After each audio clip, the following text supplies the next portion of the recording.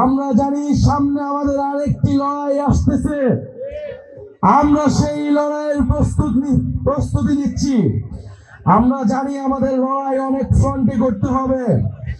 প্রিয় মুন্সিগঞ্জবাসী, সেই সাহসিকতার সাথে সামনের এই নতুন বাংলাদেশ বিনির্মাণের লড়াইয়ের সাথে থাকবে আমরা জানি। প্রিয় মুন্সিগঞ্জবাসী, আমরা আজকে আপনাদের কাছে ওয়াদা করতে এসেছি, ওয়াদা নিতে এসেছি। গোপালগঞ্জে হামলা চালানো হয়েছে, বাংলাদেশের আরো 10টা জায়গায় হামলা চালানো হবে। আমাদেরকে দমন করা যাবে না। সংগ্রামী মুন্সিগঞ্জবাসী, মুজিববাদের বিরুদ্ধে যে লড়াই, যে যুদ্ধ আমরা ঘোষণা করেছি গণ অভ্যুত্থানের মধ্য দিয়ে, ফ্যাসিবাদী ব্যবস্থা বিলোপের যে লড়াই আমরা শুরু করেছি, এই লড়াই সমাপ্ত না করে আমরা শেষ থামবো না।